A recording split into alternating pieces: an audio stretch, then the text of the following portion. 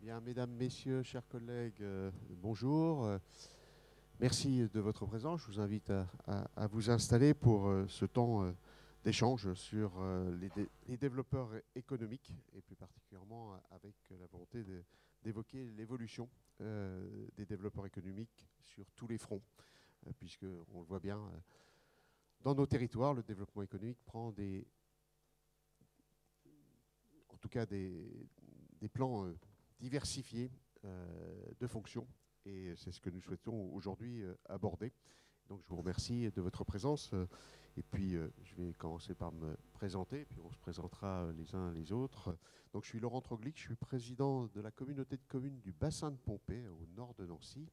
Un bassin industriel depuis très nombreuses années, à Série de Pompée. Ça va des fers pudelés de la Tour Eiffel jusqu'aux aciers spéciaux. Ça se termine en 86. Et ensuite, c'est une reconversion complètement inédite et complète qui fait que nous allons des barres de torsion des voitures jusqu'à aujourd'hui de la production de molécules à usage pharmaceutique et alimentaire. Donc voilà, et je suis en même temps secrétaire national d'intercommunalité de France. Je préside depuis maintenant quelques années la commission développement économique et enseignement supérieur avec d'autres collègues.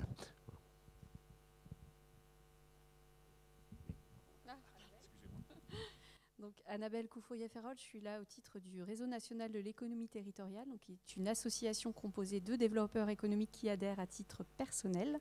C'est une activité bénévole.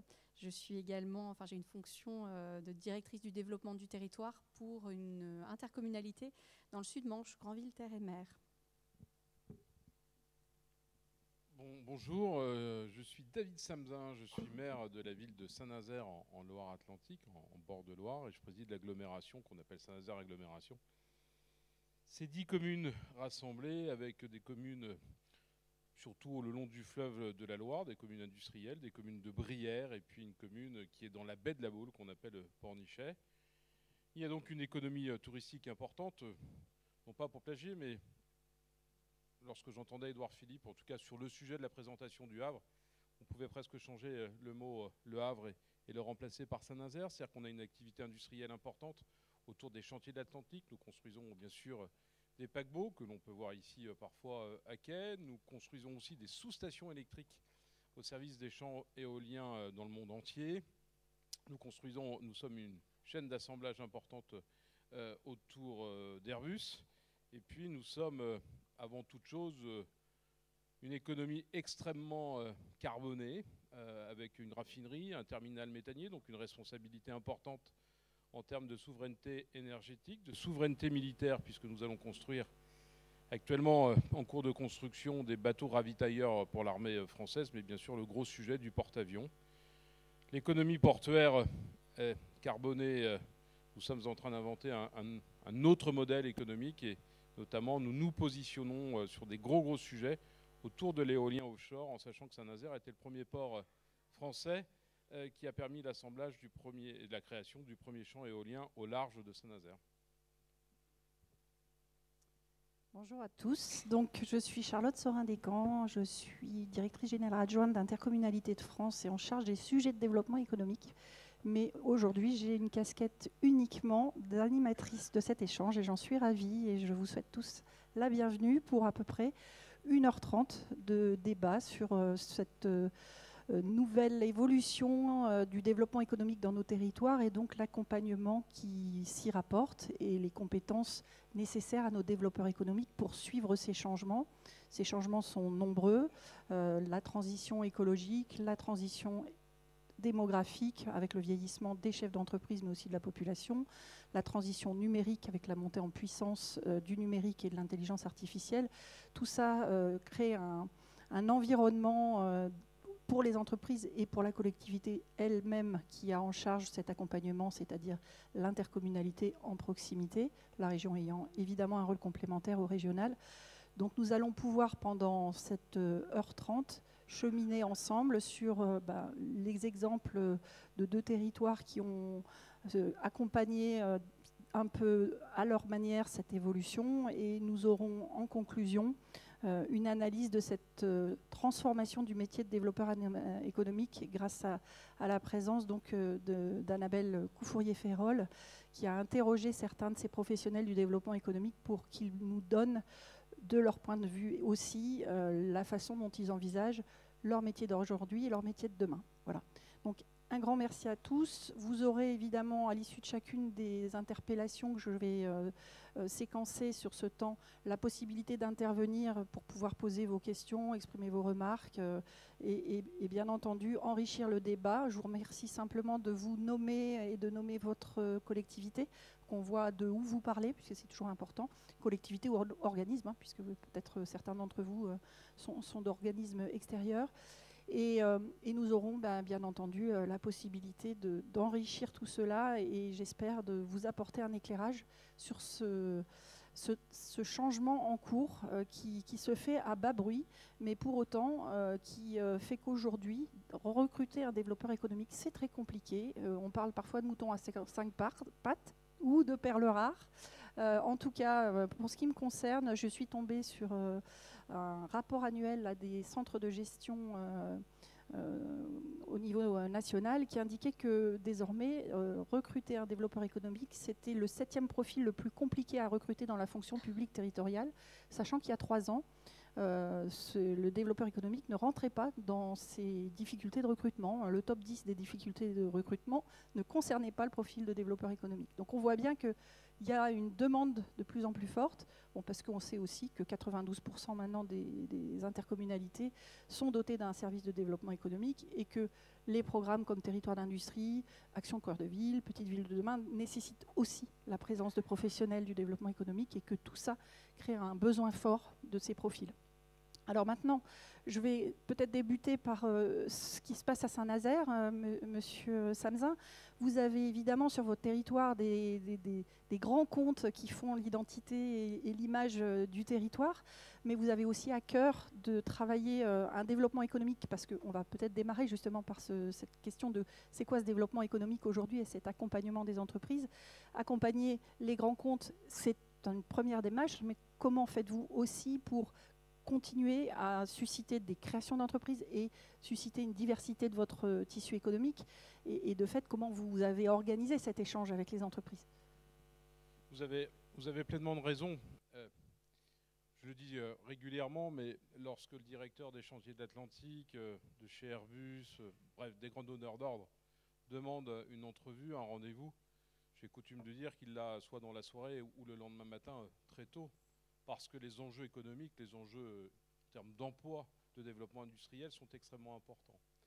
Et l'ensemble de l'équipe de l'agglomération et de la ville de Saint-Nazaire, nous faisons attention de porter le même soin à l'artisan du coin, à l'industrie, la petite entreprise qui est sous-traitante d'un leader mondial, dont les uns et les autres en ont besoin, et comment nous nous organisons. Pour répondre très clairement à la question, on avait beaucoup de retours sur le terrain, dans des zones économiques, dans des zones d'un centre-ville, d'une zone d'activité ici ou là.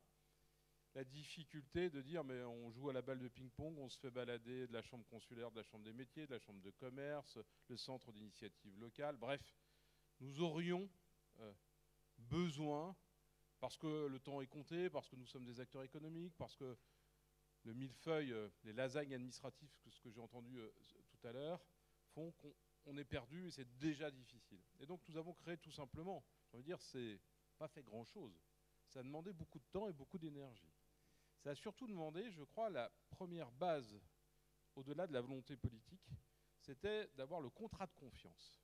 Contrat de confiance entre les élus et le monde économique, contrat de confiance avec les grands acteurs au même titre que les chambres consulaires, le monde des artisans, le monde des commerçants, et de travailler ensemble à construire un projet que nous avons dressé à l'entrée de la ville de Saint-Nazaire, juste à côté de la gare, juste à côté justement de l'agglomération. C'est la maison de l'entreprise. Et cette maison de l'entreprise, elle regroupe l'ensemble des entités qui permettent à un chef d'entreprise qui souhaite créer sa boîte, un chef d'entreprise qui souhaite la développer, qui se retrouve en difficulté, eh bien, il a un point d'entrée et il trouve la solution, il trouve l'interlocuteur dans ce bâtiment. Et c'est un élément important parce que les effets de bord des uns et des autres et des jeux d'acteurs n'existent plus. Et nous avons les premiers retours, puisque ça doit faire 1 an et demi, 2 ans que cette maison de l'entreprise est livrée. Et l'ensemble des hommes et des femmes qui la fréquentent sont ravis justement du service rendu. Dans un second temps, c'est de ne pas être simplement, j'ai envie de dire, dans les murs, mais d'avoir aussi des hommes et des femmes à l'écoute sur le terrain. C'est bien sûr l'ensemble des dispositifs que vous avez cités tout à l'heure. Je pense notamment au centre-ville, qui est une des préoccupations majeures, parce que c'est une zone d'emploi, c'est une zone d'échange importante, mais centre-ville de Saint-Nazaire est peut-être le dossier le plus difficile que nous avons, parce que nous avons une vacance commerciale, parce que nous voyons toutes les difficultés que l'ensemble des villes moyennes rencontrent. Et donc, c'est d'être sur le terrain en permanence avec les acteurs qui amènent ces hommes et ces femmes à cette maison d'entreprise. Enfin, on l'évoquait dernièrement, on a encore des difficultés importantes de relations, non pas de relations humaines, elles sont plutôt d'ailleurs très agréables, mais on sent bien que les relations, par exemple, avec le tribunal de commerce sont des relations beaucoup plus difficiles, n'existent pas, elles sont courtoises, elles sont républicaines, mais on sent bien que ces champs-là sont difficiles, alors que nous aurions besoin d'avoir ces hommes et ces femmes, y compris dans la maison de l'entreprise, pour tendre la main avant de se retrouver face à un mur. Et du coup, vos propres développeurs économiques sont localisés dans cette maison de l'entreprise ?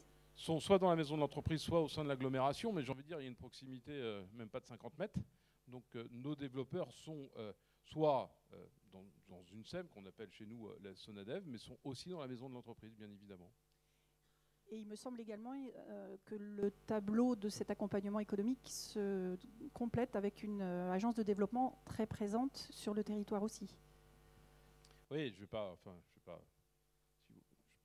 tout développer, mais on a d'une part une agence d'urbanisme qui est au service d'un territoire au-delà de l'agglomération, qui part du Sud-Loire, qui a un périmètre, j'ai envie de dire, de l'ensemble de la façade atlantique, pour permettre justement d'avoir cette alliance des territoires, cette solidarité, et d'avoir des stratégies d'implantation d'entreprises qui correspondent d'une part aux projets politiques des collectivités, mais aussi de complémentarité, et d'arrêter dans les sujets que nous évoquons régulièrement, de la maîtrise foncière, du ZAN, d'éviter d'avoir ce que j'appelle des concurrences qui ne sont pas au service de l'économie, au service de l'emploi, de territoires, de maires qui vont se tirer la bourre pour avoir telle ou telle implantation, mais plutôt de se dire que sur cette zone d'activité, sur ce type d'activité économique, d'emploi, on veut aller chercher telle ou telle entreprise, on veut accueillir telle ou telle entreprise, ou alors on ne veut pas l'accueillir, ce qui est aujourd'hui une situation un peu paradoxale. Mais nous avons aujourd'hui des implantations, des entreprises qui cherchent à venir chez nous, on leur dit mais ça ne sert pas notre stratégie, soit industrielle, soit d'innovation, mais aussi de diversification. Et on dit bah, allez plutôt sur le territoire à côté parce qu'on a plus besoin de vous ici ou là. Très bien. Je ne sais pas si par rapport à ce premier panorama d'une action économique à la fois orientée vers les grands groupes et une capacité à interagir directement avec ces grands donneurs d'ordre, mais aussi à aller au-devant et à aller vers, c'est un peu le message que je viens d'entendre. Vous avez des premières questions ou interrogations ou remarques ?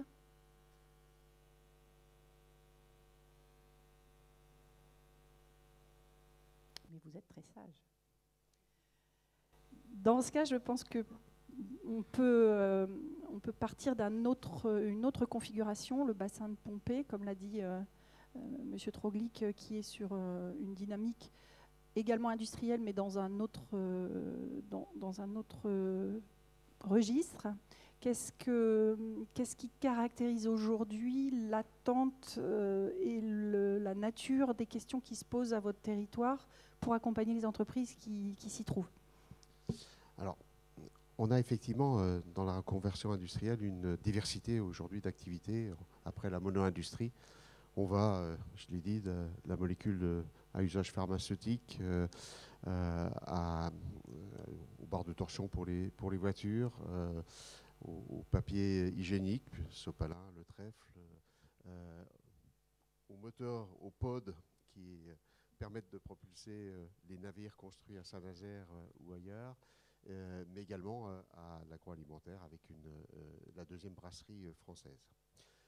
Ce qui fait que plus pléthore d'activités très diverses, y compris de sous-traitance.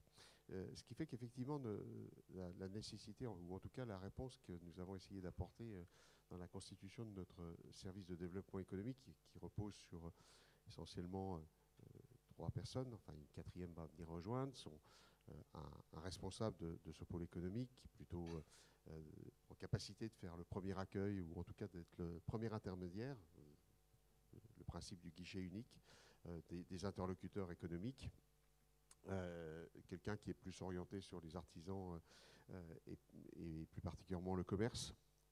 Nous allons avoir quelqu'un qui vient sur la problématique de territoire d'industrie, puisque nous portons à l'échelle bien entendu plus grande que le bassin de Pompée la démarche territoire d'industrie, et puis plutôt quelqu'un lié à la problématique de l'emploi. Pour essayer d'avoir une première réponse à donner à nos interlocuteurs. Elle doit passer par les propositions de foncier, les propositions d'accompagnement dans l'installation, mais elle doit aussi pouvoir travailler sur d'autres logiques. Et c'est là où effectivement, je trouve que les choses commencent à, alors peut-être aussi sous notre impulsion, mais commencent à s'élargir et trouver un panel très très large d'interventions, ce qui fait qu'il faut faire réseau. Il faut mobiliser un certain nombre d'acteurs pour répondre à tous ces besoins, mais c'est aussi un gros travail d'animation qui doit être porté par ces personnes. Je vais citer très rapidement quelques exemples. On est finalement aujourd'hui sur un territoire où le foncier commence à être compliqué, voilà, plus beaucoup d'espace, donc il faut travailler avec intelligence sur le développement de ces espaces, surtout que nous avons à répondre avec une pépinière d'entreprise très, très dynamique, qui a d'ailleurs amené de très belles unités de production aujourd'hui. Nous avons besoin de travailler sur finalement une capacité de mise en réseau. Alors on a aussi une agence de développement économique, on travaille avec la CCI sur un certain nombre de dossiers, avec la Chambre des métiers, voire la Chambre d'agriculture, mais on a des réponses nouvelles à apporter sur l'écologie industrielle et territoriale, sur la problématique de l'énergie, sur la problématique de l'eau. Donc il faut qu'on mobilise finalement en transversalité nos services. Le cycle de l'eau, quand vous avez une brasserie, on en a plusieurs entreprises qui sont gros consommateurs d'eau. Quand vous avez une brasserie qui consomme 1 million de mètres cubes par an, il faut que vous soyez en capacité d'assurer, et ça, même sur des territoires comme le nôtre, ça commence à poser un certain nombre de questions en termes de ressources, et donc y compris peut-être innover en proposant 2 alimentations, une liée à la production de la bière, et puis l'autre liée aux besoins d'entretien qui peut utiliser une eau de qualité différente. Donc des logiques très, très transverses et nouvelles. Alors sur l'écologie industrielle et territoriale, problématique de l'énergie, voilà, comment animer une démarche d'autoconsommation collective en proposant effectivement, y compris de porter des études pour voir comment l'installation de panneaux photovoltaïques sur les entreprises, qui réunit finalement des grandes entreprises avec un peu plus de moyens et des plus petites qui ne se lanceraient pas automatiquement dans cette démarche, on peut être en capacité de les accompagner. Et puis, bien entendu, aujourd'hui, la mobilité, sur la mobilité, que ce soit la mobilité des salariés, on a engagé plusieurs PDIE sur le territoire en les portant en termes d'animation. Et puis bien entendu la mobilité des marchandises. Alors on a la chance d'avoir sur notre territoire une vraie plateforme trimodale avec un nœud ferroviaire, un port fluvial et puis bien entendu l'autoroute A31 qui traverse, et tout ça dans un secteur de 2 kilomètres. Et donc ça permet de transporter par voie d'eau les pods vers la mer du Nord et alimenter. Ça permet effectivement aussi de répondre non seulement à l'approvisionnement des entreprises, mais aussi au transport de leurs produits manufacturés. Donc tout ça, c'est des métiers quand même très très différents qu'il faut pouvoir mobiliser à partir finalement d'une structure relativement restreinte de base, mais qui sont en capacité de mobiliser les bons acteurs, de mobiliser les bons partenaires pour pouvoir apporter toutes des réponses qui sont aujourd'hui stratégiques parce qu'elle s'accélère. Je pense plus particulièrement à l'énergie et à l'impact sur les productions et le coût supporté par les entreprises. Et donc là, il faut une réactivité. Toujours dit, on s'est lancé sur ce territoire. On a été le premier territoire à avoir une zone économique du Grand Est, enfin en Lorraine, certifiée ISO 14001. Ce n'est pas la certification qui m'intéressait. C'était simplement le processus d'évaluation et de méthodologie de nos politiques publiques qui se rapprochait finalement des méthodologies des industriels ou des entreprises pour être en capacité de travailler ou en tout cas de dialoguer au bon niveau et en réactivité appropriée. Merci beaucoup. On voit donc que c'est esquissé déjà un changement de posture puisqu'on est sur un développeur économique qui devient de plus en plus un animateur, quelqu'un qui ne peut probablement pas être expert de tout, mais plutôt capable de comprendre et détecter des problématiques et aller chercher des ressources dans l'environnement pour apporter la réponse. Ça s'éloigne finalement quand même beaucoup de la simple connaissance des réserves foncières du territoire, même si on sait que ce sujet du foncier reste un sujet clé. Peut-être qu'on peut, avec vous, Annabelle, regarder plus finement ce que sous-tend cette évolution et puis en fait de quoi on parle quand on parle de métier de l'accompagnement économique. Et j'en profite, et j'ai oublié de le signaler en introduction, pour excuser Monsieur Guérin qui donc devait être en tribune avec nous aujourd'hui et qui n'a pas pu et s'est excusé parce qu'il avait un impératif sur son territoire et donc malheureusement, et en plus comme Limoges ne permettait pas de faire l'aller-retour sur la journée, et bien donc je souhaitais juste indiquer qu'il tenait à s'excuser auprès de vous de ne pas être à nos côtés aujourd'hui.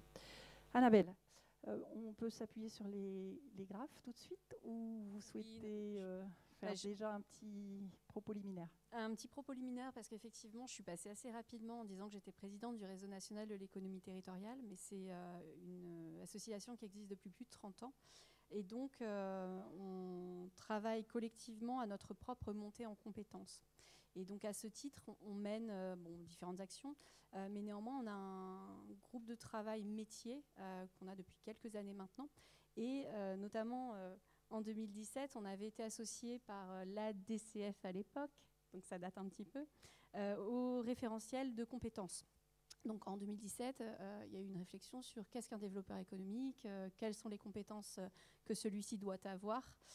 Et il y avait une définition un peu des missions du développeur économique que je vous restitue, pas tel que parce que c'est un peu long, mais en tout cas, c'est un accompagnateur à l'aide à la décision des élus locaux ou des chefs d'entreprise pour activer les leviers du développement économique en assurant une fonction d'appui et de conseil et plus largement un animateur de communauté d'expertise en l'occurrence. Donc là, dans vos propos, on retrouve quand même relativement bien la mission du développeur économique et il s'appuyait sur des compétences fondamentales qui se répartissaient en 7 blocs. Je ne sais pas si on les a sur les slides, mais parce que ça peut être un petit peu long sinon. Ah, d'accord. Effectivement, donc il y avait 7 blocs. L'analyse socio-économique des territoires. Donc là, très clairement, c'est un outil de veille, de se poser la question de quel est le territoire, comment il évolue. La définition, la conduite et l'évaluation de projets économiques. Ça, c'est assez classique. La fameuse gestion prévisionnelle et territoriale de l'emploi et des compétences. La promotion économique des territoires, qui a beaucoup évolué d'ailleurs depuis quelques années maintenant. La création, et là vous en parliez très bien, de l'environnement pour l'implantation, le maintien, le développement des activités. Donc ça, j'ai envie de dire, c'est un petit peu la partie émergée de l'iceberg, celle qu'on voit le plus facilement. L'accompagnement des entrepreneurs locaux aussi, et puis le développement de réseaux d'entreprises. Alors ça, c'est assez variable selon les territoires, mais en tout cas, quand on a des clubs d'entreprise ou en tout cas un réseau assez dynamique et assez constitué, ça aide grandement au travail et à cette identification aussi d'acteurs guichets uniques. Donc ça, c'est les compétences. Et puis, on peut le dire finalement, vous êtes passé un peu vite. On peut le dire, c'est le développeur économique. Alors jusqu'en 2020, je pense que la crise Covid a pas mal impacté le métier, mais c'est un profil de généraliste, alors c'est généralement un bon généraliste, mais qui assure une mission d'interface public-privé. Donc ça, c'est assez classique et vous le voyez dans vos collectivités. C'est une personne qui est capable de parler à la fois aux entreprises et à la fois à ses collègues et aux élus. Donc c'est pas toujours simple et il faut parfois un décodeur. Donc ça, c'était la qualité première du développeur économique. Et en plus, on avait une mission classique de, je vais caricaturer, hein, mais de vente de terrain en zone d'activité. En gros, on vendait du terrain, on accompagnait l'entreprise, généralement en se pliant en 15, en 20, en 25 pour répondre à leurs besoins. Et la dimension, finalement, stratégie, territoire, ou en tout cas intégration de l'ensemble des politiques publiques, c'était un petit peu moins vrai. Alors désormais, j'enfonce une porte ouverte, mais le logement, la mobilité sont des vrais enjeux de politique de développement économique. Pardon ? La garde d'enfants aussi, tout à fait. Mais moi, je suis sur un territoire très vieillissant, donc la garde d'enfants... donc voilà. Alors oui, en fait, Monsieur Samzin complète ma présentation, mais effectivement, la santé, c'est aussi un enjeu. En fait, c'est toutes les politiques publiques qui sont portées par le bloc communal, le bloc local, pardon, qui est un enjeu même en matière de développement économique. Et donc en 2021, nous on s'est dit, au niveau du RENET, on s'est dit finalement le référentiel métier c'est bien, le référentiel de compétences c'est bien, mais on voit apparaître des profils dans ces développeurs économiques et on en a identifié 4. Alors c'est pas exclusif, c'est-à-dire que c'est pas une personne qui va être développeur stratège, une personne qui sera développeur ingénieur projet, mais en tout cas c'est ces 4 profils-là de développeurs qu'on voit désormais émerger. Le dernier développeur aménageur que vous voyez, j'imagine, tous dans vos collectivités avec la contrainte du foncier économique. Donc, qui lui assure l'accueil des porteurs de projets physiquement sur du foncier. Le développeur animateur, là, on est clairement sur une compétence qui était exercée par les collectivités, enfin les développeurs économiques précédemment. Le développeur stratège, c'est ce dont on vient de parler, c'est comment on intègre l'ensemble des politiques publiques dans les politiques publiques de développement économique. Et le développeur ingénieur projet, donc ça on en faisait déjà, on travaillait déjà sur finalement des projets un peu collectifs parce qu'on ne peut pas implanter une entreprise ex nihilo et en se disant il ne se passe rien autour, mais on arrive à des montages un petit peu plus complexes et notamment l'écologie industrielle incite à avoir des montages plus complexes avec, vous parliez de l'autoconsommation collective tout à fait, donc comment est-ce qu'on monte des projets économiques? On a des partenariats publics-privés, on a des SIC maintenant qui se développent.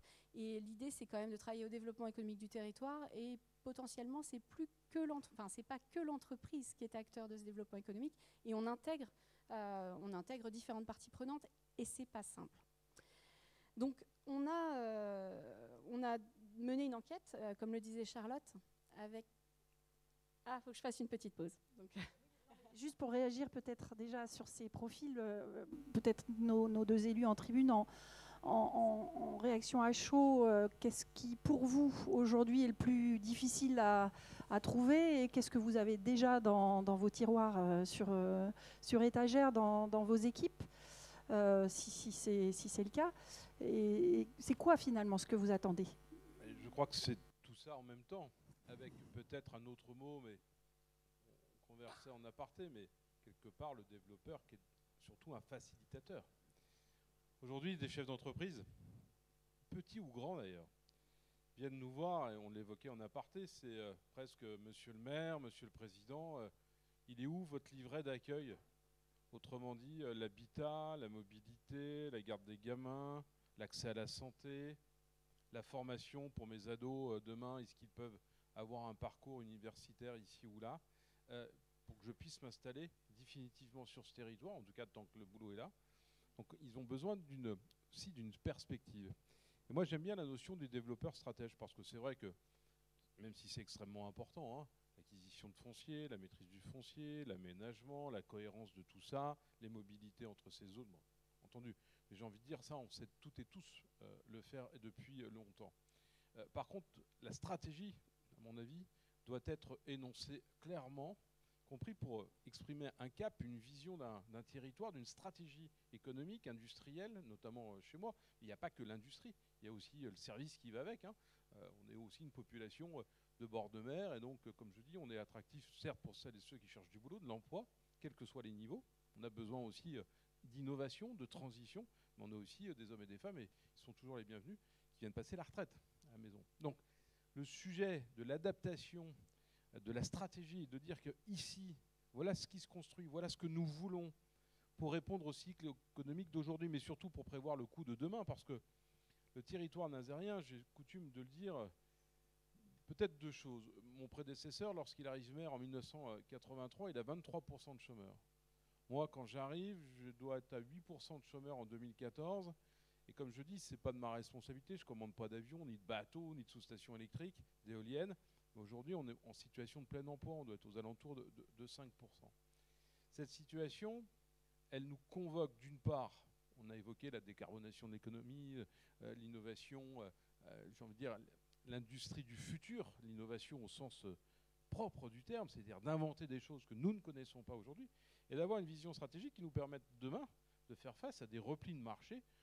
La construction navale, on a connu les sujets, l'aéronautique, je vous fais grâce de l'ensemble de ces débats. Et donc, on a besoin de tous ces développeurs, et notamment, je crois, celui qui nous manque le plus, c'est celui qui, avec les élus, avec les chambres consulaires, et les chefs d'entreprise, bien évidemment, en place, puissent dire, mon entreprise aujourd'hui, demain, voilà ce qu'elle va devenir, voilà ce que je pressens sur les marchés. Et je prends peut-être un autre exemple, pardonnez-moi si je suis long, mais Laurent Castin, qui a été le directeur du port du Havre, qui est aujourd'hui directeur des chantiers de l'Atlantique, on l'a pris pour un fou à une époque lorsqu'il vient construire le plus haut portique et le plus gros portique d'Europe, lorsqu'ensemble, on dévoie un boulevard des apprentis pour augmenter la zone de production, de construction de Lego, pour prendre cet exemple pour les navires. Tout ça, ça répondait à une stratégie. Et je crois que la qualité de ces développeurs et de ces chefs d'entreprise, c'est d'avoir une vision, bien sûr, au quotidien pour gérer leur trésorerie, pour gérer leur carnet de commandes à 4-5 ans, mais surtout pour voir beaucoup plus loin et se préparer à des métiers que nous ne connaissons pas et à des produits que nous ne connaissons pas aujourd'hui. Oui, pour compléter, il y a vraiment un accompagnement qui, je trouve, s'accélère et aujourd'hui doit être pris en compte. C'est vrai qu'on s'est beaucoup occupé sur un territoire comme le nôtre de la réindustrialisation, de l'implantation de nouvelles entreprises, du développement des entreprises, finalement en laissant un petit peu l'environnement qui contribue aussi au développement économique territorial, qui est ce qu'on appelle l'économie présentielle, l'économie résidentielle, l'économie de proximité, qui apporte y compris des services à tout un chacun. Et il y a un fort développement, on le voit bien aussi avec les emplois qui vont dans l'aide à la personne. Et donc là, il y a vraiment une capacité à devoir porter, à partir de synthèse des besoins identifiés du territoire, quelque part des stratégies à développer ou en tout cas à promouvoir plus particulièrement dans nos politiques publiques. Tout à l'heure, il y avait un élément qui était sur votre présentation, c'est la gestion prévisionnelle des emplois et des compétences territoriales. Ça aussi, c'est quelque chose d'essentiel. On voit bien, on se rapproche dans un certain nombre de secteurs du plein emploi. Difficultés de recrutement, difficultés sur la formation de métiers spécifiques, les soudeurs, un certain nombre de métiers qui ont perdu, enfin, en termes de capacité à être formés. C'est d'ailleurs pour ça, et je me tourne vers Olivier, que nous avons beaucoup insisté pour que dans le cadre de la réforme France Travail, les territoires soient plus impliqués dans les stratégies des espaces France Travail, y compris en gouvernance, pour mieux mettre en adéquation finalement ces besoins identifiés par nos développeurs économiques et puis bien entendu les personnes en recherche d'emploi et bien entendu avec le volet formation qui ne peut être oublié ou en tout cas exclu de ces réflexions. Donc finalement, on va sur des compétences, y compris qu'on ne porte pas en direct, très larges, mais sur lesquelles nous avons besoin de personnes, et le développeur économique est là pour impulser, besoin de mettre en place des réseaux, des animations, la mise en relation de différents partenaires avec les services régionaux de la formation, les services régionaux dans le cadre des aides aux entreprises. Donc on voit bien combien tout ça nécessite, Charlotte parlait tout à l'heure de moutons à 5 pattes, des gens qui voilà, et en tout cas une vision très large de ce qu'ils doivent permettre d'accompagner et surtout de bien orienter vers d'autres partenaires institutionnels ou privés. Merci beaucoup. Alors, on a déjà 4 profils très riches. Moi, j'entends aussi peut-être des mots qu'on aurait encore même pu rajouter. Facilitateur, évidemment, c'est un mot-clé qui revient dans ce que vous avez déjà exprimé. Facilitateur d'action comme le recrutement, mais facilitateur aussi d'entrée dans l'écosystème. Moi, j'ai entendu 2 mots capable de retranscrire les atouts d'un territoire à la fois pour les entreprises et pour ses salariés. C'est quelque part un ambassadeur. C'est aussi un décodeur des besoins de l'entreprise. Enfin, on a en réalité une palette de qualités à retrouver. Qu'est-ce qui, donc là je vous passe la parole dans le public, qu'est-ce qui, dans tout ce qu'on vient déjà d'évoquer, vous paraît essentiel ou manquer peut-être à date? On y reviendra, Annabelle va nous compléter, mais je peux peut-être déjà vous laisser aussi nous interpeller sur ces premières bases de ce qu'est aujourd'hui et ce que sera demain ce métier de développeur économique.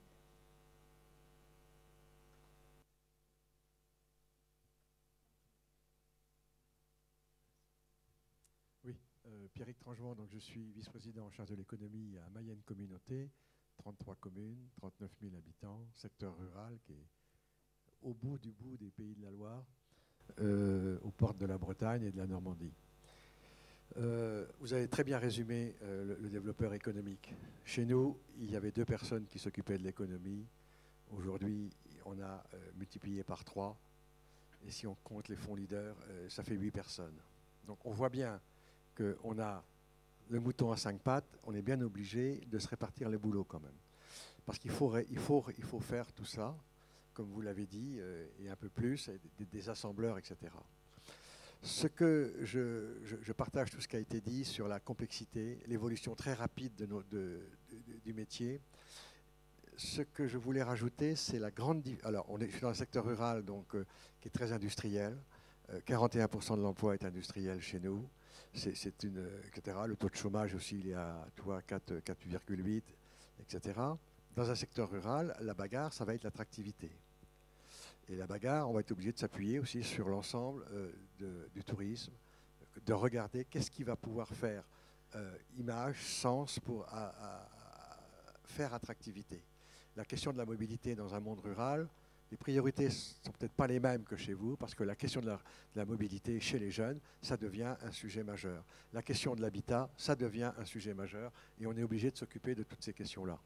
Et on a aussi des trous dans la raquette.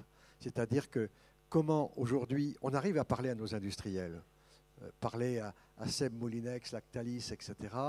C'est pas compliqué, à Rapido, tous ces grandes entreprises, c'est pas compliqué. On a créé des clubs RH, on leur parle et on y arrive très facilement. On est en difficulté pour parler aux artisans. C'est un sacré boulot. C'est un enjeu incroyable de transmission qui ne se font pas, de transmission de savoir, dont un territoire a urgemment besoin dans tous les domaines. Et donc on peut faire ce qu'on veut, on fait des rencontres de l'emploi, là on arrive à parler ensemble, mais parler aux artisans, qui sont évidemment beaucoup trop démunis avec 1, 2, 3 employés, etc., et des transmissions qui sont complexes, eh bien c'est quelque chose sur lequel il va falloir qu'on forme avec les chambres évidemment, mais ce n'est pas si simple que ça. C'est facile à dire, mais ce n'est pas si facile que ça à faire. Quelque chose qui permet à l'ensemble du territoire d'avancer ensemble. Et le deuxième sujet que je voulais dire, c'est qu'on était tout à l'heure dans un atelier du data. On va avoir sur les questions de l'énergie des vraies questions de partage du data avec des partages qui ne se font pas, avec Enedis, avec un tas de problèmes, pour arriver à mettre en œuvre cette complexité autour de la mobilité. On est en train de travailler, par exemple, sur des projets avec une mairie, avec Territoire d'énergie, créer des ombrières, une SEM, on va la porter pour l'entreprise, on va mettre en place un schéma de mobilité avec l'entreprise et de covoiturage sous réserve, etc., et la mobilité électrique. Bon, la complexité ne nous fait pas peur, mais on va être obligé d'imaginer tout ça avec un data qui ne va pas. Voilà. Et la culturation aussi de nous élus et bien sûr des managers que nous avons, ça va être aussi un vrai enjeu de formation demain pour pouvoir y arriver. Voilà. Et j'ai le sentiment, mais peut-être je me ruralise trop, que le monde rural est dans un risque de fragilité par rapport à ces nouveaux enjeux.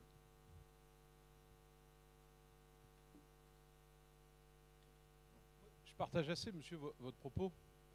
Je ne voudrais pas apparaître condescendant, mais moi je préside l'agence d'urbanisme, justement dans cette philosophie-là.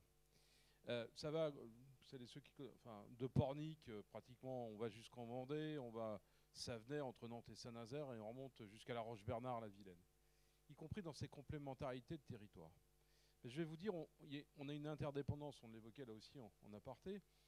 Moi, j'ai une économie industrielle extrêmement forte, et je vais caricaturer, vous n'allez pas m'en vouloir, mais la présence masculine est beaucoup plus forte dans l'industrie encore que la présence des femmes.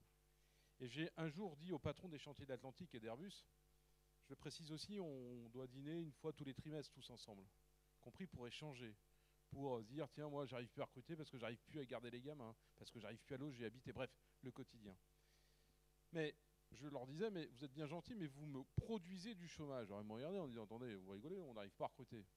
Mais la conjointe principalement, dans une économie extrêmement industrialisée, dont les formations ne sont pas adaptées, à peine à trouver du boulot.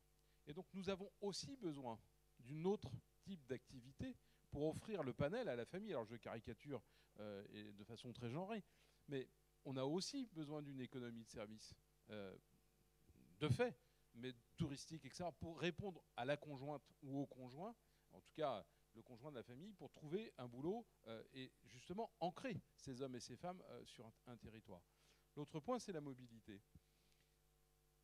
Mobilité, habitat, parce que les deux sont parfaitement liés. Saint-Nazaire est dans un SCOT, dans une métropole Nantes-Saint-Nazaire, mais mes collègues de l'autre côté de l'Aude, de l'autre côté de la Loire, ou du côté de la Baule, de Guérande, que sais-je, ne sont pas dans le même SCOT. Donc on a aussi besoin de créer entre nous, au-delà du cadre administratif, parce que les gens s'en foutent complètement, et ils en ont bien raison, de trouver ces synergies. Et c'est là qu'on a besoin des développeurs, des facilitateurs qui ne restent pas dans leurs propres frontières administratives, mais qui vont bien chercher ces complémentarités. Et l'autre point, je crois que c'est aussi la maturité politique dont on fait partie de ce personnel politique, de pouvoir travailler ensemble en disant cette entreprise va venir servir ce territoire, donc je prends, ou au contraire, cette entreprise elle a plus de sens à aller dans tel ou tel territoire voisin pour répondre à des stratégies qui sont différentes. Enfin, il y a un autre élément, je crois, qu'il faut qu'on ait toujours en tête. Moi, je reviens souvent à la matière première, qui reste le foncier. La valeur des fonciers doit être regardée au regard des stratégies que nous voulons, d'une part, mais aussi des fonciers avec le coût écologique qui va avec. Et là aussi, dans les développements, on ne crée pas de la zone d'emploi, de la zone d'activité en maîtrisant des hectares, en se disant ça vaut tant ici, ça vaut tant là. Il faut qu'on les mette aussi au service des stratégies, et notamment de la ruralité.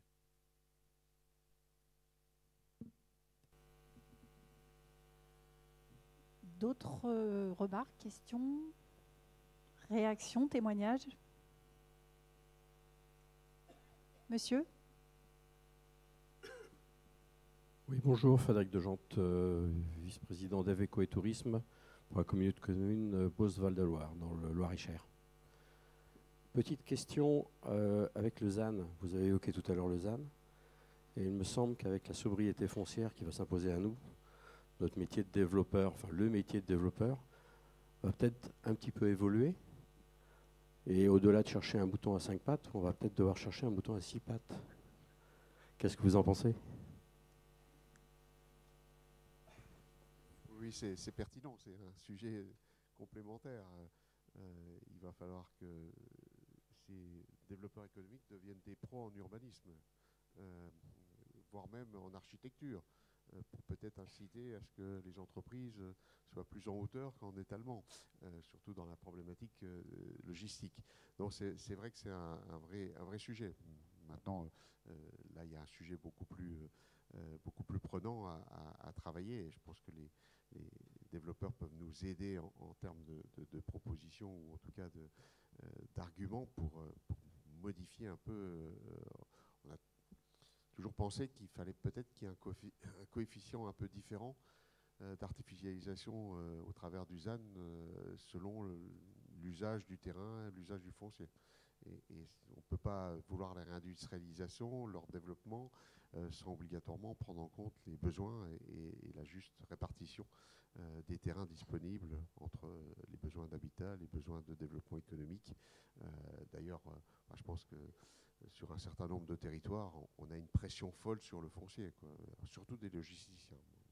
De temps en temps, alors c'est peut-être un luxe, mais on arrive à freiner des deux pieds pour quelque part ne pas accepter leurs propositions presque magnifiques d'implantation en disant bah non, c'est pas la priorité qu'on a sur ce territoire en termes de besoins.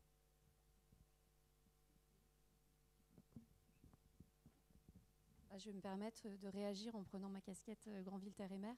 Donc c'est une communauté de communes, donc c'est assez petit. Par contre, on est à un taux de saturation de nos zones de 99%. Avec ce qui nous reste, c'est des zones mer, donc autant dire, enfin des zones mer, des zones dédiées aux activités de la mer, pas des zones. On a fait le choix de recruter au sein du service développement économique une urbaniste en urbanisme opérationnel pour aller sur de la reconversion de friches. Parce qu'on arrivait à nos limites, tant sur l'urba, donc le service urbanisme, planification, on va dire classique, et puis nous, clairement, et c'est un peu l'enjeu, c'est-à-dire qu'on ne peut pas devenir expert en tout. Il faut avoir les bases dans beaucoup de choses pour comprendre les mécanismes, mais clairement, quand vous allez aller sur de la requalification de zones d'activité, c'est presque de la reconquête des fois quand même, vu la rétention foncière. Quand vous allez devoir dire à des propriétaires qui sont propriétaires de longue date, là, votre foncier, vous n'en occupez que 20%, vous n'avez pas une activité qui nécessite 100% du coût de la parcelle, on va vous reprendre du foncier et on va le donner à d'autres. Et bien là, globalement, pour travailler sur des projets d'aménagement, pour travailler sur de la concertation, alors je me permets, j'ai fait, mais je crois qu'il y a un webinaire, j'ai dû voir ça dans le programme, et on a fait partie d'une fabrique prospective justement sur comment utiliser les leviers de la transition écologique pour transformer les zones d'activité en entrée de ville. Elle était très longue, ce titre de fabrique. Et on a mis tous les acteurs autour de la table pour qu'ils dessinent leur zone de demain. Et c'est une zone où il n'y a plus de foncier à commercialiser. Et pour le coup, ça va être un travail qu'on va devoir faire sur toutes nos zones d'activité. Donc c'est un travail colossal. Et ça demande vraiment des compétences très particulières. Et je ne parle pas des financements, c'est un autre sujet. C'est vrai que pour compléter par rapport à ce que vous avez dit, développeur économique, il y a encore une quinzaine d'années, il était à commercialiser du foncier pour le développement d'entreprises. Et on n'hésitait pas à finalement commercialiser un peu plus parce que les entreprises avaient besoin de réserves foncières par rapport éventuellement à une évolution de leur process et de leur agrandissement. Aujourd'hui, d'ailleurs, ils sont plus tout à fait, dans certains cas, ils ont encore besoin, mais dans d'autres, ils sont plutôt à rationaliser leur foncier pour des raisons aussi économiques, et puis bien sûr parce que les process ont quand même beaucoup évolué, voilà, les lignes de production ont pu se réduire ou en tout cas s'organiser différemment. Donc maintenant, on va presque les renvoyer négocier le rachat du foncier disponible près de ces entreprises. Là aussi, c'est presque une nouvelle méthode. Si je peux me permettre, sur ce sujet-là, il y a un autre volet. Je suis le maire, le président d'une ville portuaire, et il y a un grand notaire avec qui je travaille très régulièrement, c'est le port. Et le port, je suis toujours ambivalent, et j'ai eu la chance de visiter le port Europa hier. Le port, l'économie portuaire, aujourd'hui, 50% de son chiffre d'affaires est sur les AOT, les occupations temporaires, le chiffre d'affaires généré par ceci, et 50% par le flux de trafic maritime. Et donc, le port, il faut aussi qu'il intègre la stratégie du territoire, et le territoire doit intégrer la stratégie du port. Et là, on a aussi besoin de développeurs économiques qui permettent aux collectivités et aux ports de se parler. Parce que le port, très clairement, il se comporte comme un notaire. Il a un foncier, quelle qu'en soit sa qualité, il est boraquet, pas boraquet, il est rétrolié. Il a un preneur, à tel prix, allez, ok, banco, ça me fait du chiffre, on n'en parle plus. Et ça, c'est plus possible. Et donc, on a besoin d'avoir cette friction pour aller chercher en disant, Non, non, cette entreprise, elle peut s'implanter sur une zone d'activité ici ou là. Elle n'a pas besoin d'être baraquée, elle n'a pas besoin d'être à proximité du port.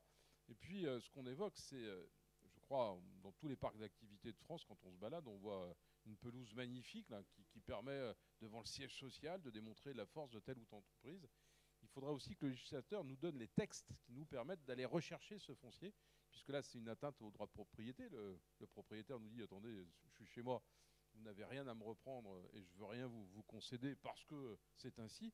Nous, on est sec. Et c'est là où on a besoin aussi d'avoir un contrat de confiance qui s'établit entre la collectivité, entre l'homme ou la femme qui va commencer à discuter pour dire on aimerait bien récupérer un bout de terrain. Et ça prend beaucoup de temps.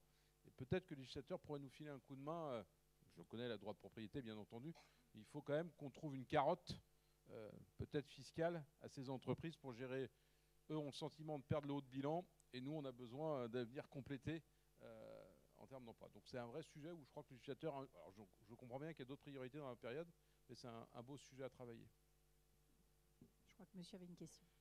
Oui, justement, devant la rareté des terrains industriels, est-ce que une des solutions, est-ce que dans la salle, il y a des collectivités qui ont déjà essayé de faire des baux à long terme plutôt que de vendre les terrains, de manière à pouvoir les récupérer en cas de cessation d'activité et pour redévelopper autre chose? C'est quelque chose auquel on s'intéresse. Alors, il y a non, je crois qu'il n'est pas dans la salle. On a un collègue de Savoie avec qui j'ai beaucoup discuté lors d'une commission qui a lui lancé ce genre de démarche. Alors, c'est beau à construction, non seulement pour le développement économique, mais également maintenant sur l'habitat. Là-haut, ils ont une telle pression qu'effectivement, ils en sont venus à maîtriser le foncier jusqu'au bout, c'est-à-dire lié à la problématique du bail à construire. Ouais. Mais c'est dommage qu'il ne soit pas dans la salle, mais c'est un sujet qu'on pourra aborder. Nous sommes pleinement dedans chez nous, par cette rareté. Ça nous convoque à ne plus vendre. Alors quand je dis ça, j'en fais pas un dogme non plus. Tout dépend de l'entreprise. Ça nous était encore arrivé de vendre du foncier, notamment je pense au chantier d'Atlantique, parce qu'il avait déjà son usine cabine à côté, donc il y a une espèce de cohérence, y compris de détention. Et aujourd'hui, très clairement, on s'oriente plutôt sur de l'allocation. Alors du long terme, il faut donner de la visibilité, mais avoir une main pour ne pas se retrouver, d'une part, à aller chercher du foncier demain si cette entreprise fait faillite, vend, se délocalise. Mais aussi, il y a un autre intérêt, c'est de limiter la spéculation foncière. Et donc là, je crois que là aussi, il y a quelque chose à inventer. Comme, j'ai envie de dire, je vais faire un parallèle avec les ports de plaisance où auparavant, vous achetiez un anneau et vous le vendiez X % beaucoup plus cher. Aujourd'hui, dans les ammodiations, vous avez un contrat anti-spéculatif qui permet de valoriser cette place, bien entendu. Je crois que sur les fonciers, il faut qu'on ait exactement le même pragmatisme. Mais ça veut dire aussi qu'il faut qu'on amène avec nous le monde bancaire à changer.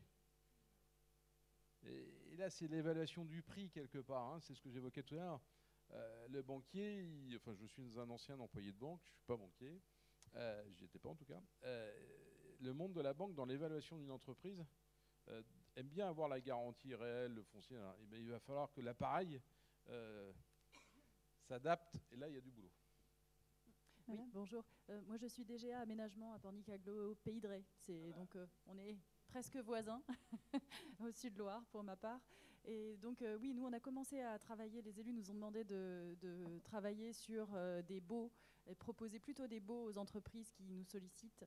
Et donc, on a commencé à le faire en lançant un appel à projet sur des parcelles qui nous appartenaient. Et en fait, on a proposé à des entrepreneurs de développer des villages d'artisans.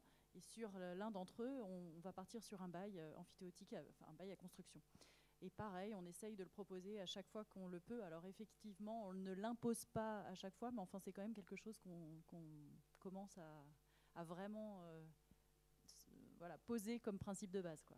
Et qu'est-ce que ça modifie comme compétence? Parce qu'on n'est plus dans la négociation d'un prix de foncier, on est plutôt dans un montage juridique et financier. Oui, comment vous accompagnez cette nouvelle expertise quelque part? On s'était rapproché d'une communauté commune ou une communauté d'agglos de Chambéry qui nous a pas mal inspiré en fait, qui le faisait beaucoup. Et on s'est fait accompagner d'un notaire, de notaires, de banquiers aussi, parce qu'il faut aussi rassurer, parce que les banquiers parfois étaient un petit peu réticents à accompagner l'entrepreneur dans sa démarche de bail. Et du coup, on s'est vraiment entouré de compétences juridiques, fonciers, pour être un peu solide, quoi. Je vais peut-être juste compléter effectivement sur les compétences du développeur économique. Donc on en a dressé pas mal. Non, c'est juste j'allais compléter sur les baux à construction. Sur les grandes industries ou les grandes entreprises, la problématique du foncier reste quand même quelque chose qui peut être plus facilement surmonté, contrairement aux entreprises artisanales. Et là, très clairement, sur les entreprises artisanales, c'est leur patrimoine, c'est leur retraite. Et donc, le développeur, il va falloir qu'il prenne son bâton de pèlerin, qu'il comprenne les mécanismes qui sont à l'œuvre derrière cette constitution de patrimoine et qu'il arrive à trouver les clés pour convaincre. Et franchement, je ne les ai pas encore. C'est clair qu'il est indispensable de parler le même langage, sinon on est un peu hors sol et ça ne marche pas. Après, nous, on a aussi besoin des entrepreneurs pour nous aider à construire du logement. Donc on les invite aussi à investir de ce point de vue-là sur pourquoi pas des logements pour leurs salariés. Pardon. Donc voilà, il y a d'autres solutions aussi pour investir. Et bon, voilà, c'est convaincre, c'est pas toujours évident, effectivement.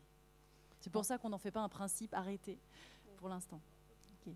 Bon, je glisse une petite page de pub parce qu'effectivement, on organise un webinaire le 5 novembre prochain avec la Banque des Territoires, avec qui on a réalisé un guide qui était tout à l'heure en libre accès à l'entrée pour permettre justement de réfléchir à la redynamisation des zones d'activité et les questions de maîtrise du foncier, public ou privé, quand on a des parcelles critiques. Je ferme la parenthèse. Je vous afficherai tout à l'heure en fin de séance les prochaines dates d'événements sur le fond qui peuvent alimenter les réflexions des développeurs économiques. Mais je vais revenir avec Annabelle sur la suite de l'enquête qu'elle a menée sur le métier de développeur économique, parce qu'on a parlé de profil, on a commencé à esquisser certaines compétences. Dans l'enquête menée cet été, il y a certains éléments qui sont ressortis très clairement dans la vision qu'ont les développeurs économiques des compétences à maîtriser demain. C'est peut-être là-dessus qu'on va pouvoir échanger. Je ne sais pas si en régie on peut me passer la diapo suivante. Merci. Oui, alors sur les 89 développeurs économiques qui ont répondu, et c'est très bien parce qu'il y avait 71 questions, donc on les remercie de leur participation. On les a fait évidemment se positionner selon les 4 profils, où est-ce qu'ils se situaient. Globalement, tout le monde est quand même fait un petit peu de tout. En tout cas, ils se reconnaissent dans ces profils-là, donc c'est un peu rassurant quand même. Et puis, on leur a demandé quelles étaient les compétences. Non, vous allez trop vite. Quelles étaient les compétences attendues, alors soit d'un développeur économique à recruter, soit plus tard à développer en tout cas. Et là, on en a parlé, hein, c'est la capacité à agir en transversalité, donc la prise en compte de l'intégralité des politiques publiques dans son champ d'action, la gouvernance multi-acteurs, multiniveau, la concertation, alors la vraie concertation, pas juste la réunion et puis derrière on fait différemment, donc ça c'est pas forcément évident, notamment à concilier les intérêts parfois divergents. Le montage de projets complexes, j'en ai parlé, financiers et ou juridiques, on parle du bail à construction mais c'est typiquement ça. L'intelligence économique qui s'est invitée dans le questionnaire que pour ma part j'avais pas identifié mais en tout cas qui est revenue en disant c'est une compétence qu'on se doit de maîtriser.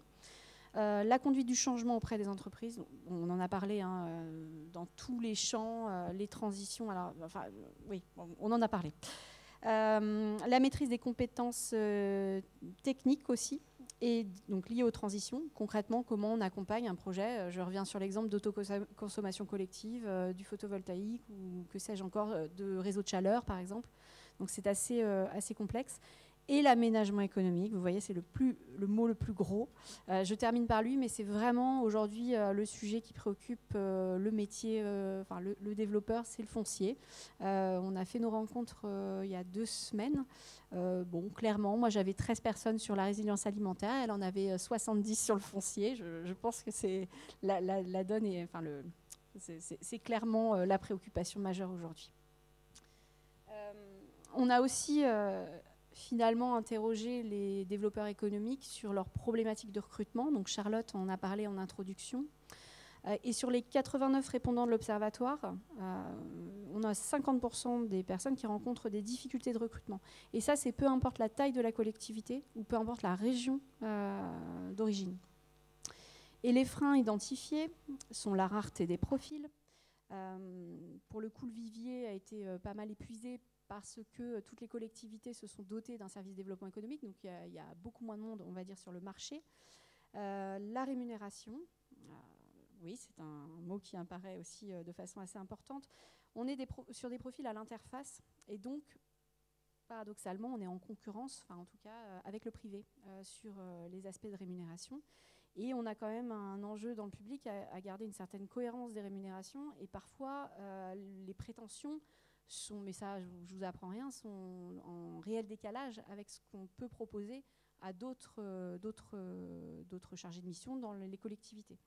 On a également le manque d'attractivité de la fonction publique territoriale, donc qui là vient en lien avec les rémunérations, mais là j'enfonce des portes ouvertes, je pense que vous le savez tous. La concurrence entre territoires, donc moins il y a de profils, plus il y a d'offres, forcément plus il y a de concurrence, et ça joue sur l'ensemble des aspects. Et l'absence de formation initiale qui n'amène absolument pas de nouveaux profils ou de jeunes diplômés sur le marché tous les ans. Donc on a bien des masters en développement local, etc. Mais ce n'est pas encore du développement économique. Moi, à titre d'exemple, j'ai mis 3 ans à recruter ma responsable de service. Donc je pense que je suis un bon exemple de difficulté de recrutement. Et c'est vrai qu'on a souvent besoin du mouton à 5 pattes, on en parle depuis tout à l'heure, ou à 6 pattes, bref, on a besoin de quelqu'un de très... impossible à trouver. Donc c'est vrai qu'aujourd'hui, on a tendance à recruter plutôt des moutons à 3 pattes et à se dire qu'on va les former. Donc les former en interne ou en externe, même si pour le coup l'offre de formation en lien avec les transitions qu'on vient d'évoquer est assez peu fournie. Je vais faire la transition pour Charlotte, mais en tout cas, voilà, moi je voulais préciser qu'un réseau comme le nôtre permettait aussi de former les gens puisqu'on a des rencontres et on partage de l'expérience. Alors après, ça reste de la formation light, mais en tout cas, ça permet aux développeurs économiques de se sentir un petit peu moins seuls. Et on a besoin d'une formation. Alors j'y reviendrai après, mais c'est vrai qu'on est en train de dessiner un 1000 pattes à force, on en a rajouté beaucoup. Je ne sais pas si dans les échanges et dans les situations dans lesquelles vous êtes sur des territoires qui ont visiblement besoin de ces profils-là, avec notamment, je pense, des programmes comme Territoire d'industrie, où on a en plus des développeurs qui sont ciblés sur des programmes spécifiques. Vous avez réussi à trouver les perles rares que vous attendiez? Vous avez trouvé des solutions, messieurs, sur vos 2 territoires ou dans la salle? Comment avez-vous procédé? Alors, le développeur économique sur Territoire d'industrie arrive le mois prochain, donc je n'ai pas eu le temps d'évaluer effectivement si on avait la perle rare. Aujourd'hui, effectivement, dans les agents qui ont été recrutés sur ce domaine de développement économique, j'ai plutôt des gens avec vraiment une capacité à apporter les innovations, les nouveaux sujets. Alors, beaucoup viennent des chambres consulaires. On a beaucoup recruté à partir des chambres consulaires. Je dis sur des innovations parce qu'on a un projet peut-être innovant d'ailleurs. On a été retenu... on est le seul territoire français retenu dans le cadre d'un appel à projet européen, New Bauhaus européenne, qui veut transformer l'ancien site de recherche de la sidérurgie, le seul bâtiment qui reste encore de cette histoire, en forme de campus innovation, expérimentation, formation. Un espace où finalement les entreprises peuvent trouver des Fab Labs, des espaces de coworking, des espaces de réunion, des espaces de formation, mais aussi des espaces permettant pour leurs salariés la pratique du sport, la pratique artistique, ou en tout cas des moments culturels. Et donc il faut là aussi finalement trouver une capacité à animer, et ça a été le cas sur toute une période, à animer effectivement les acteurs du territoire pour pouvoir monter collectivement ce projet. Donc là, bon, ils ont très bien porté la démarche, comme ils ont organisé, maintenant c'est assez régulier, des petits déjeuners, parce que c'est un temps plus facile pour réunir les chefs d'entreprise, des petits déjeuners sur des thématiques très différentes. Et la dernière qui m'a finalement qui a été évoquée et qui m'a surpris par rapport au nombre de personnes que ça a intéressé, c'est la problématique du réemploi, du réusage, y compris dans les déconstructions. On a inauguré une matériothèque très récemment. Comment, effectivement, et pour un certain nombre d'entreprises, c'est un vrai sujet qu'ils souhaitent aborder et collectivement. Et voilà, c'est des moments où on arrive à mobiliser et surtout à faire progresser un certain nombre de démarches collectives. Bien entendu, nous, avec ce rôle d'animateur que portent aujourd'hui les agents du service de développement économique. Je ne suis pas embêté, mais on n'est pas du tout... on n'a pas ce sujet-là. Moi, je vous avoue que nous n'avons recruté aucune personne.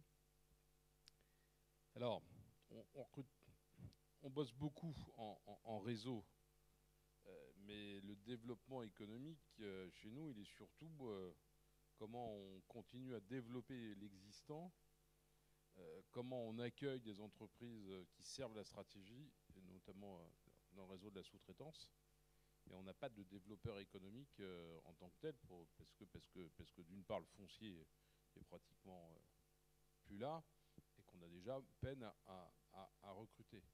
Par contre, nous travaillons avec une agence qu'on appelle Nantes Saint-Nazaire Développement, donc dans le cadre de la relation avec Nantes, où on chasse en meute, on va chercher quelques marchés, notamment, et je vous y invite, en juin, on a le salon international autour du vélic, de la propulsion des navires et de la recherche sur la voile. Donc ça, c'est des sujets que nous avons été chercher grâce à l'agence de développement Nantes Saint-Nazaire Développement. Pour le reste, on s'adapte, et puis parfois on fait des one-shots sur une stratégie, sur une volonté très précise d'une entreprise. Je vous passe la parole si vous avez des remarques ou des questions sur le sujet des compétences qu'on a évoquées juste avant, puisqu'on est passé des compétences aux freins.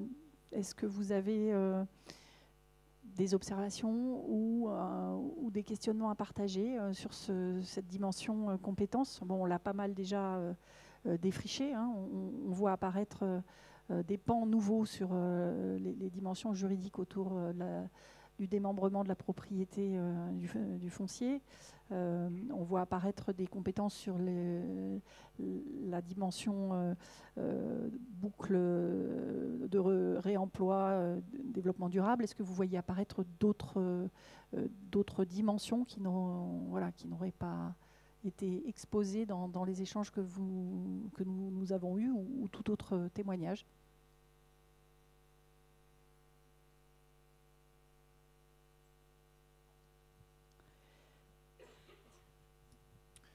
Jean-Luc, c'est bon?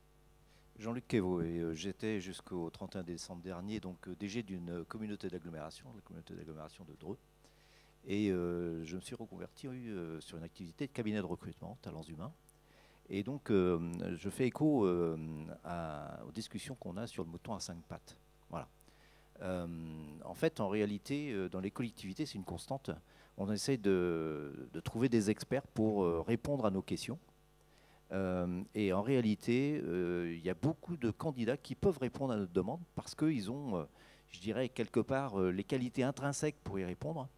Les métiers, ça s'apprend. Et donc, effectivement, il y a des personnes qui ont des capacités d'apprentissage et d'adaptation sur les postes. Vous avez des commerciaux qui peuvent être de très bons, je dirais, développeurs économiques. Et ce n'est pas parce qu'ils n'ont pas fait de droit public qu'ils ne sauront pas appliquer les règles. Donc en fait, en clair, quelquefois, les limites qu'on rencontre sur le recrutement, les difficultés, c'est parce qu'on n'est pas nous-mêmes suffisamment ouverts. Et l'expertise, on en a besoin, je le dis, hein, bien entendu, mais l'expertise, elle s'acquiert. Et donc, quelquefois, ça vaut le coup aussi de donner sa chance à des plus jeunes et qui vont monter en puissance avec un accompagnement, c'est sûr, mais on ne laissera pas un service en souffrance pendant, je dirais, 1 an, 2 ans, quelquefois. Voilà. C'est juste un conseil de professionnel. Voilà.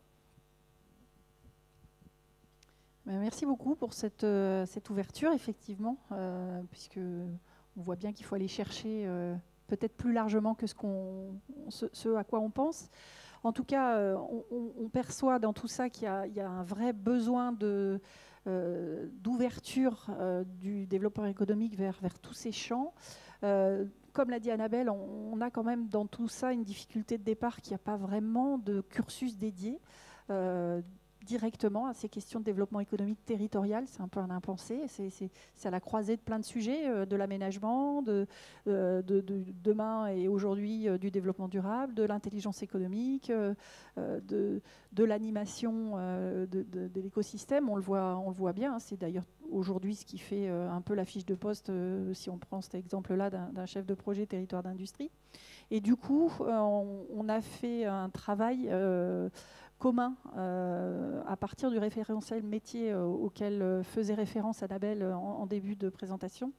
On a fait un travail commun de réflexion sur de quoi a besoin demain ce développeur économique pour avoir une compréhension globale de l'environnement dans lequel il intervient. Et par le biais du CNAM, je pense que peut-être Laurent peut nous en toucher 2 mots, il y a la construction maintenant d'un parcours qui permet donc aux développeurs économiques de se former sur ces différentes dimensions. Effectivement, il y a maintenant un cycle de formation qui est mis en place et qui est ouvert. Il y a encore des places d'ailleurs pour ceux qui seraient intéressés ou qui ont des agents qui pourraient être intéressés. Les inscriptions sont jusqu'au 31 octobre.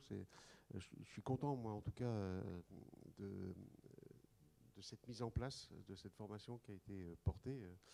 Voilà, j'étais déjà président de la commission de développement économique en 2017 quand on a porté avec Olivier Crépin ce référentiel avec beaucoup de partenaires dont vous étiez, ce référentiel du développement économique qui a montré l'évolution de ce métier. Et derrière, il convenait de peut-être l'appuyer sur une formation qui est aujourd'hui offerte par le CNAM avec la souplesse nécessaire de ce genre de formation. Et donc, voilà, on attend beaucoup, en tout cas, de cette première promotion, je vais dire, entre guillemets, pour pouvoir, donc, sachez-le et faites-le savoir si vous avez des développeurs économiques qui sont intéressés pour pouvoir bénéficier de cette formation.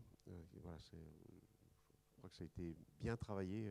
Ça a été, il y a eu un temps pour la présenter au mois de septembre, début septembre, avec l'administratif général du CNAM et notre président Sébastien Martin, voilà, pour finalement lancer cette démarche qui nous paraît aujourd'hui importante dans le cadre de l'accompagnement dont nous avons besoin sur le territoire.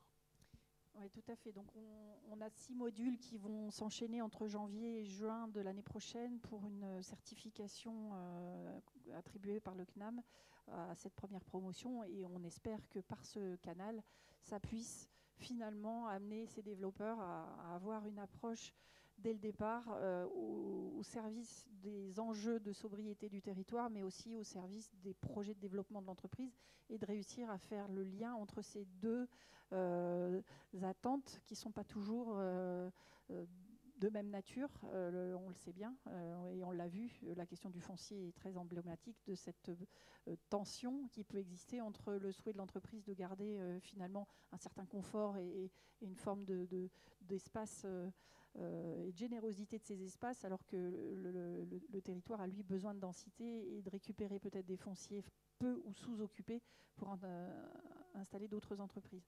Donc voilà, on a mis à l'entrée aussi un petit descriptif plus détaillé de cette formation. Ce n'était pas l'idée de vous en parler trop longtemps, mais bon, on a quand même fait ce travail collectif à la fois avec Région de France, le RENET, le CNER, le réseau des agences de développement, la direction des territoires d'industrie, qui prend en charge d'ailleurs les frais d'inscription pour les chefs de projet territoires d'industrie, et la DGCF. Donc voilà, on souhaitait porter à votre connaissance cette initiative. Et puis on fait aussi, vous le savez, tout au long de l'année, il se trouve une actualité assez importante en novembre, et on voulait aussi vous la partager. Un temps d'échange dès le début novembre pour reparler de cette question de l'attractivité des zones d'activité, et en particulier des questions de maîtrise du foncier public ou privé sur des parcelles qu'on estime prioritaires, puisque c'est évidemment il y a un guide plus large qui couvre beaucoup de sujets, mais on va essayer de se centrer sur cette dimension-là le 5 novembre. On vous encourage aussi à suivre le dernier webinaire sur le suivi du déploiement des comités locaux pour l'emploi. On sait que c'est une mise en place qui est très hétérogène selon les territoires, et comme on a des territoires expérimentateurs, on s'appuie sur eux pour vous aider à comprendre comment ça se met en route dans les territoires les plus avancés. Il y a aussi un temps qui est prévu à la fin du mois de novembre sur les règles en matière d'aide aux entreprises, parce que ces règles ont encore une fois bougé, il n'y a pas de raison, hein. Toutes les normes et toutes les réglementations bougent, les aides aux entreprises aussi. Et donc voilà, on voulait vous faire une petite piqûre de rappel là-dessus.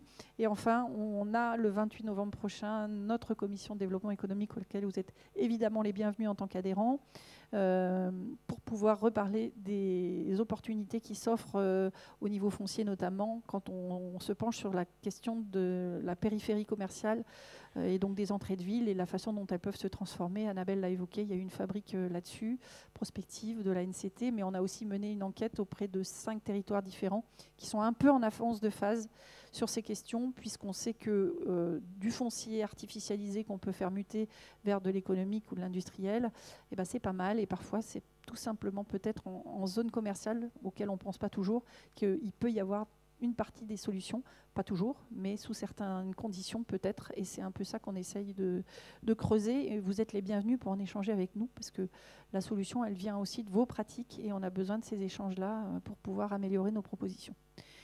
Voilà, pour ma part, cette petite fenêtre d'information, je ne sais pas si avant de passer à la... Voilà, en termes d'échange salle. Bonjour à tous, Alice Marquette du CNFPT, le centre de formation des agents territoriaux. Malheureusement pas des élus, mais par contre tous les agents territoriaux peuvent venir nous voir. Je me permets une page de pub en réponse à la vôtre pour signaler qu'en lien avec Intercode France et avec RENET, on développe de l'offre de formation pour les développeurs économiques, et aussi que si vous recrutez des gens qui viennent d'en dehors de la fonction publique territoriale et qui ont besoin d'être formés aux fondamentaux, les marchés publics, etc., etc. Voilà, on a de l'offre, et plus vous venez nous le demander, et plus on va le programmer. Donc vraiment, n'hésitez pas à venir nous voir sur vos besoins de formation pour les développeurs économiques. Merci beaucoup, c'est vrai. Et les approfondissements proposés par le CNFPT sont extrêmement précieux, puisqu'ils viennent s'adosser à cette offre qui est plus large et c'est plus une offre socle. Y a-t-il encore d'autres questions, interventions? Donc, il fait encore beau dehors. Finalement, on va vous libérer. Merci en tout cas de votre présence. Je remercie Annabelle et puis David d'avoir été à nos côtés pour cette table ronde. Et puis, vous souhaitez une bonne continuation dans cette convention. Merci, bonne soirée.